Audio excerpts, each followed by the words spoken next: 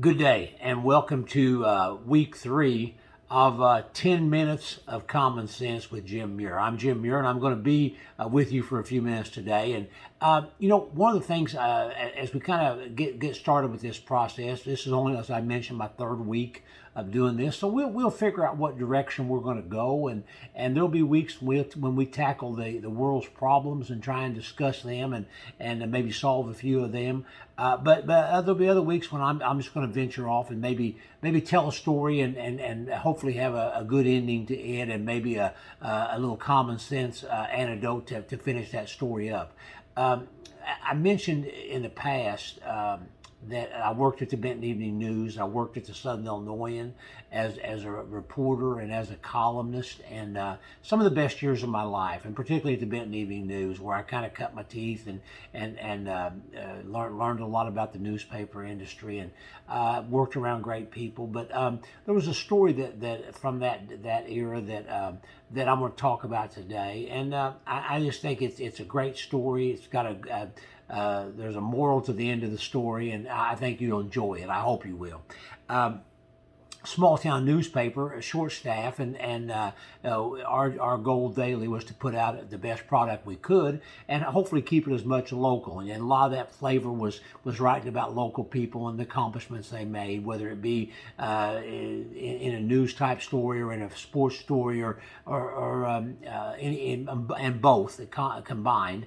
But in any event, I was given the task one day to write a story about a former Benton resident that had moved to the central part of the state, and her husband had won a big prestigious award in their ranch industry.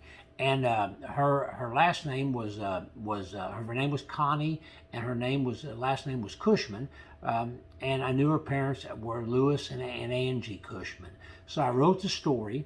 And I got to the end, and as I said, we're on deadline trying to get the story done. And I got to the end, and I got it in my mind that Lewis Cushman had passed away a few years earlier.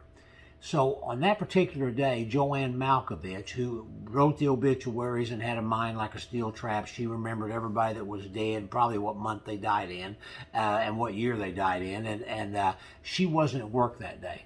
So I relied on Danny Malkovich, her son, who was at that time the editor of the paper. I relied on him, and he and I convinced ourselves that Lewis Cushman had passed away. So I ended that story by saying Connie is the daughter of Angie and the late Lewis Cushman. Everything's great. We get the story done. We get it to the. They come and get the paper, and they get it to the printer. And 3-4 hours later, about like magic, we're going to have a bunch of newspapers in the building for everybody to go out and deliver. So I was out of the office that afternoon, and about an hour after the paper had hit the streets, I came back into the office, and I went to my desk, and on the memo page, the little memo card, it said that tells you that you missed a call. In big block, bold, all cap letters, it said, "Call Lewis Cushman." This is the same Lewis Cushman that I had just pronounced dead in the story. And so he had read the paper that evening, saw himself as dead, and he wanted me to call him back. Well, I pride myself on the fact that even if I know I've got a butt chewing coming, I'm going to call you back. And so but before I did, I could not resist it. And the banner in the Benton Evening News, if you know of that place, and if you know of the banner back and forth, then you know that the language got a little colorful at times.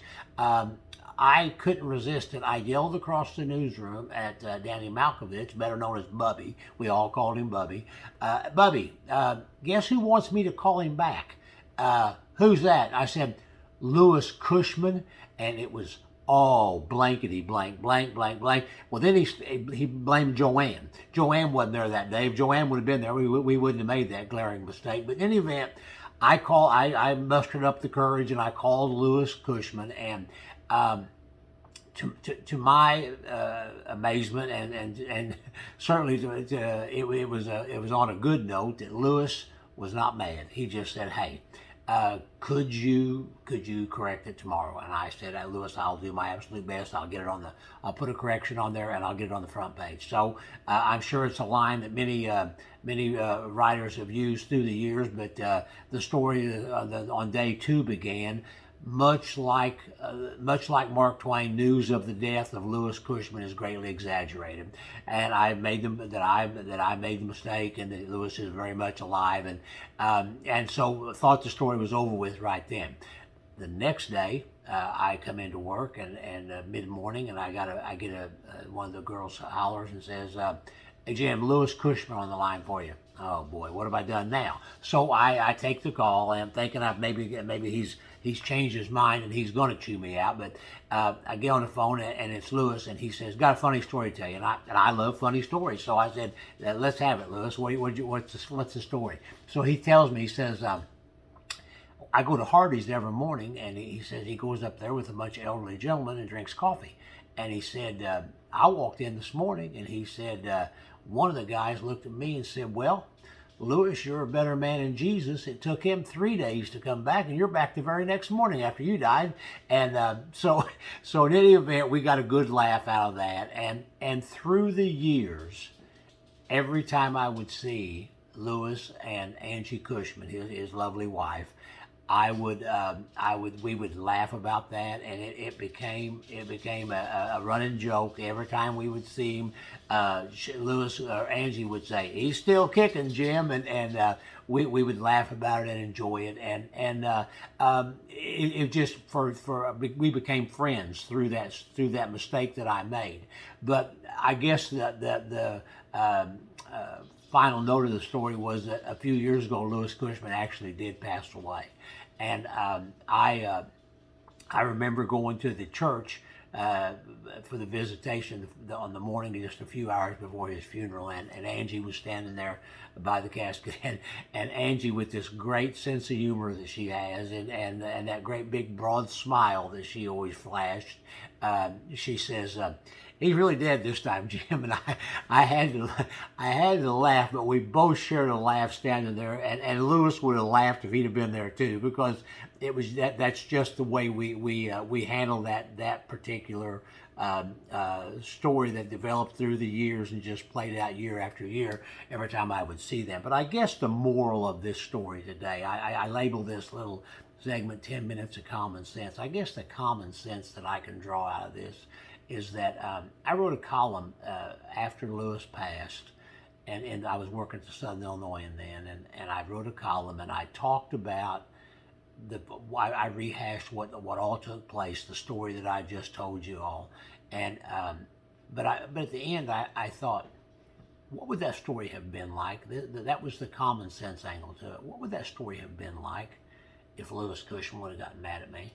What would that story have been like if Lewis would have taken exception and really and not handled that the way he did, like a gentleman, and if he'd have got mad at me, he may have said something ugly or something hateful, and maybe then I would say something back, and then we're mortal enemies through the years. But instead, Lewis handled that like a gentleman, and he handled it with common sense, and he asked me to correct it, and I was more than happy to own up to my mistake and try to correct it. And I corrected it, if you know anything about the news industry, above the fold on the front page, so everybody could see it. I wanted to make sure that everybody realized that I had made the mistake, and that Lewis was actually alive. So I thought about that through the years. We became friends. We shared so many laughs about that, and through the years, but it could have been all so different if Lewis had not have handled that the way he did. So I guess the moral of the story today is measure your words, measure what you say, measure your reactions. When sometimes you may need to bite your tongue till it bleeds to keep from saying something, but and if you make a mistake, own up to it, and correct it when you can, and correct it in as good a way as you possibly can. I think too that another line that I have used through the years, I think it goes to prove that when I worked in the newspaper industry, I used to like to say, I can kill you on the front page one day and bring you back to life the next. But in any event, the Cushmans taught me a great story in how to handle situations and how to handle mistakes, and I would like to tell you that was the only mistake that I ever made in the newspaper industry, but it wasn't, and it probably will. Anybody that ever worked in that industry, or even in when I worked in the radio, you're going to make mistakes, but own up to them and correct them and move on, and try and do so with as much professionalism and dignity as you possibly can. But the Cushmans taught me a great story, and I will always be indebted to Angie and Louis Cushman, the late Louis Cushman, and I say that and smile because what I have such great memories of those two, and just kind of the joy they brought to a difficult situation. I hope you've enjoyed this little story today.